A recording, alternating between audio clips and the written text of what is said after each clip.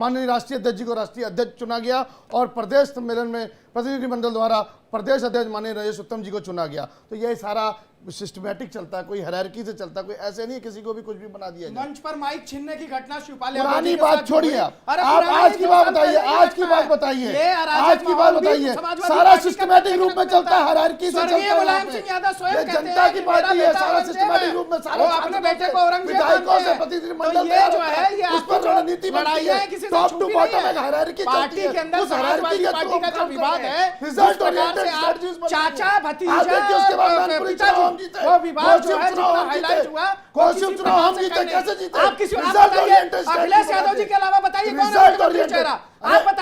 आप बताइए अखिलेश यादव जी के अलावा कौन? खुद कह रहे हैं माननीय राष्ट्रीय अध्यक्ष जी, मुख्यमंत्री। आप राष्ट्रीय अध्यक्ष दूसरा बताइए, इनके अलावा कौन बन सकता है? हमारे राष्ट्रीय अध्यक्ष, माननीय राष्ट्रीय अध्यक्ष। आप ईमानदारी से स्वीकार करिए, परिवार की पार्टी है, परिवार की पालिका लेकर। अरे भाई साहब देखिए, वो जनता के पार्टी के नेता, जनता उनको चुन के लाती है। पार्टी कहां से चलती है, पार्टी कैसे चलती है, और ये पब्लिक को पता है, ये पब्लिक है, सब जानती है। एक बहुत कॉमन सी कहावत है और मुझे लगता है इस बात पर सबको विश्वास है। खुश श्रीवास्तव जी काफी देर से इंतजार कर रहे हैं, उनके पास चलना चाहेंगे।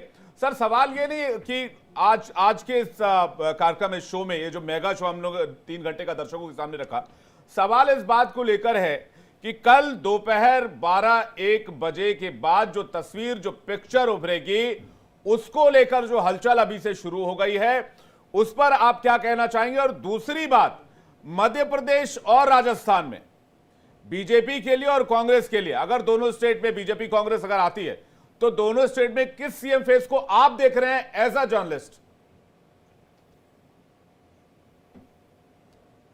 मुझसे पूछ रहे हैं आप? जी सर।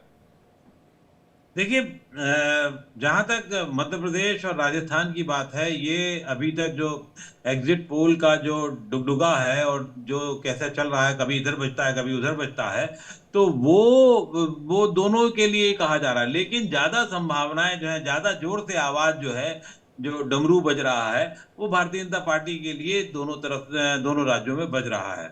भारतीय जनता पार्टी का जीतना उसको एक नैतिक रूप से बहुत आगे ले जाने की बात होगी, और उसकी कारण यह है कि 2018 में ये दोनों राज्य हार गई थी वो। और वो बात दूसरी कि मध्य प्रदेश में 1.25 साल बाद वो वापस आ गए थे विधायकों की अदला बदली की वजह से, और छत्तीसगढ़ में नहीं हो पाया था ये। तो वहां अगर सरकारें, छत्तीसगढ़ कहना है, यहाँ छत्तीसगढ़ में तो हो ही नहीं पाया था, राजस्थान में ये नहीं हो पाया था, तो वहां अगर इनकी सरकार आ जाती तो नैतिक रूप से ये विजय प्रतीक होगा। और फिर आप देखिएगा कल दीनदयाल उपाध्याय मार्ग पर इसका समारोह भी होगा, 2 में भी आ गई तो, और 2 में आना बहुत महत्वपूर्ण होगा। बाकी जहां तक बात है तेलंगाना की या और राज्यों की, वो एक अलग स्थितियां हैं। छत्तीसगढ़ में भी ये बताया जा रहा है कि बघेल साहब जो है आगे चल रहे हैं, कांग्रेस आगे चल रही है, तो ये कहा जाएगा, भारतीय जनता पार्टी कहेगी नहीं साहब, वहां तो पहले थे बघेल सत्ता में थे और उन्होंने ये किया, और ये वो अपना एक अलग एनालिसिस होता है। कांग्रेस के लिए एनालिसिस दूसरे किस्म का होगा। कांग्रेस अगर 2 राज्यों में आ गई, जिसमें एक तेलंगाना और एक छत्तीसगढ़ है, तो उसका एक अलग प्रभाव पड़ेगा, खास तौर से आगे के लिए 2024 के लिए। क्या वो अपनी रणनीति रखेगी, कैसे वो आगे अपने आप को ले जाएगी, कैसे अपने बाकी और सहयोगी दलों के साथ, जो तथाकथित INDIA वाले दल हैं, उनके साथ जाएगी, और वहां कैसे समीकरण के, वहां वो बड़े भाई की भूमिका में आएगी, यारी दोस्ती वाली भूमिका में आएगी।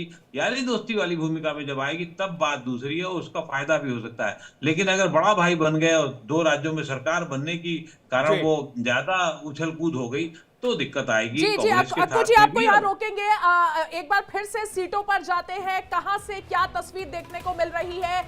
एग्जिट पोल जो हमने किया है उसमें संभावित जीत किसकी दिख रही है? बुरहानपुर विधानसभा सीट से देखिए, सुरेंद्र सिंह शेरा बीजेपी से है मैदान में, अर्चना चिटनी है कांग्रेस से, और यहां पर कड़ा मुकाबला दोनों के बीच दिख रहा है। उसके बाद भीकनगांव विधानसभा सीट से नंदा ब्राह्मणे हैं, और सामने उनके झूमा सोलंकी है कांग्रेस से, और संभावित जीत यहां झूमा सोलंकी की दिख रही है। खसरावत विधानसभा सीट से आत्माराम पटेल बीजेपी के हैं, सचिन यादव कांग्रेस के हैं और यहां संभावित तौर पर सचिन यादव जीतते हुए दिख रहे हैं। खरगोन विधानसभा सीट से बालकृष्ण पाटीदार बीजेपी से मैदान में है, रवि जोशी कांग्रेस से है और संभावित तौर पर जीतते भी दिख रहे हैं। भगवानपुरा सीट से चंदर सिंह बीजेपी से मैदान में है और उनके सामने केदार डाफ कांग्रेस से है। कड़ा मुकाबला है, तस्वीर साफ नहीं है। सेंधवा विधानसभा सीट की बात करें तो अंतर सिंह आर्य बीजेपी से मैदान में है, मोन्टू सोलंक कांग्रेस से मैदान में है, जीत रहे हैं संभावित तौर पर। और उसके बाद बात करते हैं राजपुर विधानसभा सीट की। अंतर सिंह पटेल बीजेपी से मैदान में, बाला बच्चन कांग्रेस से मैदान में संभावित तौर पर जीतते हुए दिख रहे हैं। पानसेमल सीट की अगर बात करें तो श्याम बचेंद्र को यहां पर बीजेपी ने उतारा, उनकी जीत की संभावना ज्यादा दिख रही है। भागा किराड़े उनके मुकाबले में कांग्रेस के प्रत्याशी यहां पर उतारे गए हैं, उनके साथ उनका मुकाबला है। बड़वानी सीट पर बात करें तो प्रेम सिंह पटेल बीजेपी के उम्मीदवार हैं और राजन मंडलोई कांग्रेस के उम्मीदवार हैं। मुकाबला बहुत कड़ा है, कोई भी जीत सकता है और हार जीत का मार्जिन बहुत कम रह सकता है। अलीराजपुर की बात करें, मुकेश पटेल कांग्रेस के उम्मीदवार है जिनकी जीत की संभावना ज्यादा दिख रही है। बीजेपी से नागर सिंह चौहान को मैदान में उतारा गया है। खंडवा सीट की बात करें, कंचन तन्वे जिनका कड़ा मुकाबला है कुंदन मालवीय के साथ, जिन्हें कांग्रेस ने इस मैदान में उतारा है, यहां से सीट दिया है, इस विधानसभा से चुनाव लड़वाया है। जल्दी से अगली सीट लेकर आइए, बाकी बचे सीटों का आकलन हम आपको दिखा रहे हैं, इसके बाद फाइनल टैली आपके सामने हम रखेंगे। मध्य प्रदेश की ओवरऑल पिक्चर क्या कहती है। और इस बीच एक बड़ी खबर आ रही है, आपको पहले वो खबर बता देते हैं। मध्य प्रदेश में बीजेपी कांग्रेस बहुमत से दूर नजर आ रही है। इंडिया डेली लाइफ के सर्वे में किसी को बहुमत नहीं मिल रहा है। बड़ी खबर, सर्वे में कांग्रेस को 97 सीट मिलने की उम्मीद है। बीजेपी को 79 सीटों पर जीत मिल सकती है, लेकिन इस बीच कितनी सीटों पर मामला फंसेगा। 46 सीटों पर मामला फंस सकता है। कांग्रेस बीजेपी के बीच कांटे की टक्कर हो सकती है। 8 सीटों पर बीएसपी और निर्दलीय जीत सकते हैं, 8 सीटों पर भी खेल हो सकता है।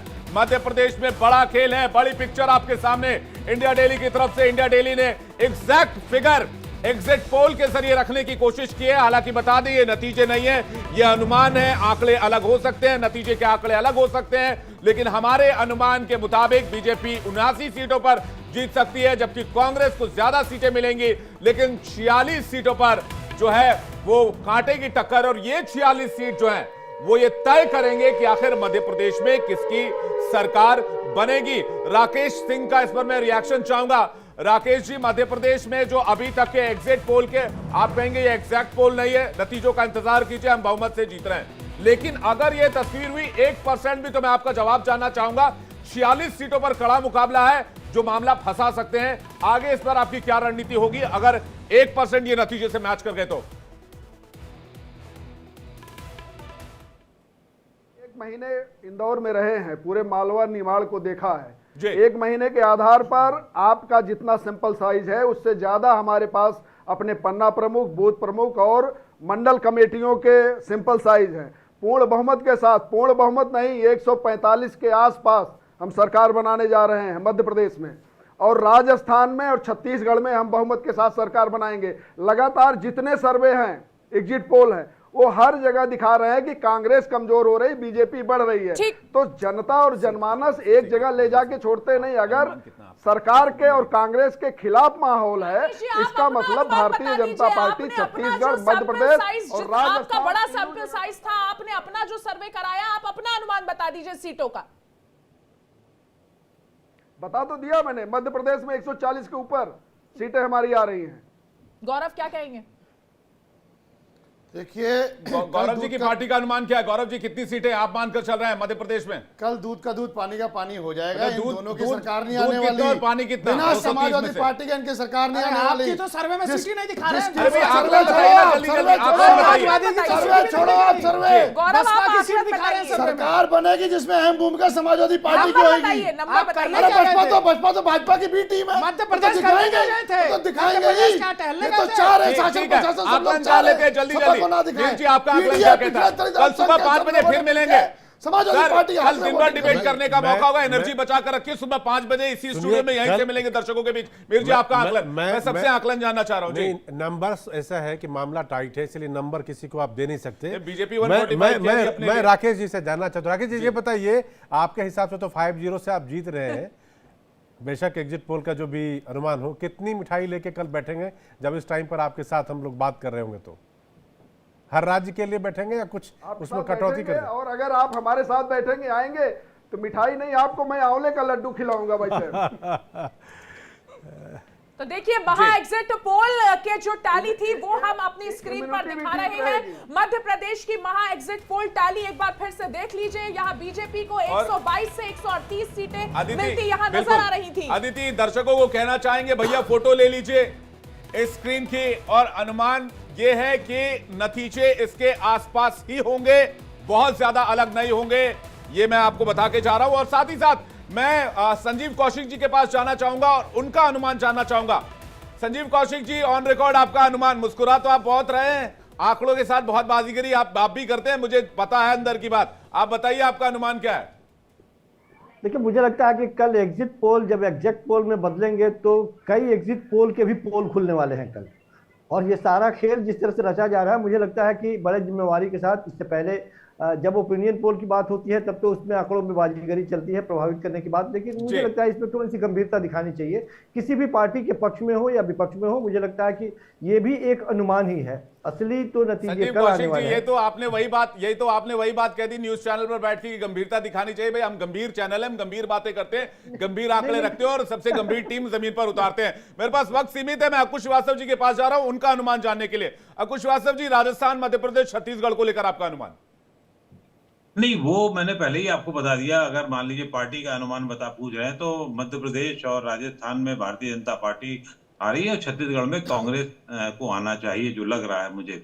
अब अनुमान ही बैठ करके दिल्ली से किया जा सकता है। एक आध बार हम गए भी हैं भोपाल और जयपुर में, लेकिन उससे कोई बहुत ज्यादा ऐसा नहीं लग रहा है। जैसे 18 साल शिवराज सिंह चौहान ने वहां पर काम किया, रहे मुख्यमंत्री, लेकिन ऐसा नहीं लग रहा है कि कोई बहुत बड़ी एंटी इनकम्बेंसी के दौर चल रहा हो। उसी तरीके से कुछ चीजों को छोड़ दें, अशोक गहलोत ने बाद में बहुत मेहनत की है, लेकिन उनके खिलाफ और वो जो कई चीजें चल रही थी और खासतौर से युवाओं का गुस्सा काफी थे, महिलाएं उनसे काफी खफा थी। लॉ एंड ऑर्डर की पोजीशन को लेके राजस्थान ऐसी जगह में अगर लॉ एंड ऑर्डर प्रॉब्लम होती है तो उस पे मामला फंसता हुआ नजर आ रहा था। तो इस लिहाज से मुझे लगता है कि वो अदला बदली वाला वहां क्रम चलता रहेगा। जल्दी से रिएक्शन सौरभ दुबे से भी ले लेते हैं। देखिए, संजीव जी जो है ना, हमेशा जुगाड़ का जनादेश बनाने की कोशिश करते हैं, लेकिन इस बार वो चलेगा नहीं।